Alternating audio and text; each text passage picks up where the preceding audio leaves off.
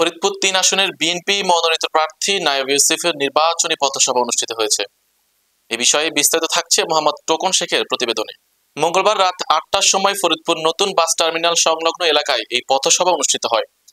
ফরিদপুর মহানগর যুবদলের ৭, ৮ ও ৯ নং ওয়ার্ডের যৌথ উদ্যোগে আয়োজিত এই পথসভায় প্রধান অতিথি হিসেবে উপস্থিত ছিলেন বিএনপি প্রার্থী নায়েব ইউসুফ। অনুষ্ঠানে বিশেষ অতিথি হিসেবে উপস্থিত ছিলেন ফরিদপুর মহানগর বিএনপি সভাপতি এম কাইয়ুম, সাধারণ সম্পাদক গোলাম মোস্তফা মিরাজ, মহানগর যুবদলের সভাপতি এম ইউসুফ, ৭ নং ওয়ার্ড বিএনপি সভাপতি আতিকুর রহমান, ৯ নং ওয়ার্ড বিএনপি সভাপতি আবুল কালাম আজাদ, সাধারণ সম্পাদক আবুল হাসনাত খান রাজু, শ্রমিক ইউনিয়নের সভাপতি ইয়াসিন মোল্লা সহ বিএনপি ও অঙ্গ সংগঠনের বিভিন্ন পর্যায়ের নেতৃবৃন্দ। পথসভায় প্রধান অতিথির বক্তব্যে নায়েব ইউসুফ বলেন, আগামী জাতীয় সংসদ নির্বাচনে ধানের শীষে ভোট দিয়ে আমাকে বিজয়ী করলে আমি আপনাদের মূল্যায়ন করব। জনগণের অধিকার প্রতিষ্ঠায় আমি সর্বদা আপনাদের পাশে থাকবো।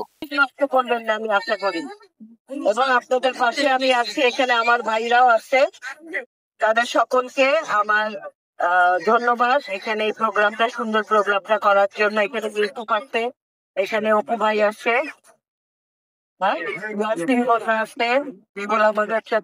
এখানে সাইফুল আসছে, এখানে মারুফ আসছে, জাহিদ আসছে, আশিক ভাই আসছে, এখানে ৭, ৮, ৯।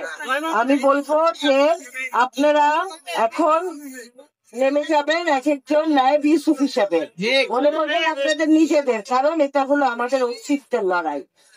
এখানে এই বিএনপির ঘাঁটি ফরিদপুরে আবার আমরা এটা সুপ্রতিষ্ঠিত করবো। বিএনপির ঘাঁটি যেন আমরা শান্তিতে, নিরাপদে আমাদের অধিকার নিয়ে থাকতে পারি। আমাদের ভোটের অধিকার ছিল না 15 বছর, সেটার জন্য আমরা 15 বছর আন্দোলন করেছি আপনাদের জন্য। অতএব আমাদের রাজনীতিটা আপনাদের জন্য, আপনাদের উপকারের জন্য, আপনাদের কল্যাণের জন্য। ইনশাল্লাহ সেটা করে যাব যতদিন আপনারা আমার পাশে। আমি বিজয়ের পরে আবার এরকম আপনার এখানে এসে, ফেব্রুয়ারি মাসের পরে এখানে এসে আপনাদের সাথে আরো বড় প্রোগ্রাম করবো ইনশাল্লাহ। ধন্যবাদ সকলকে।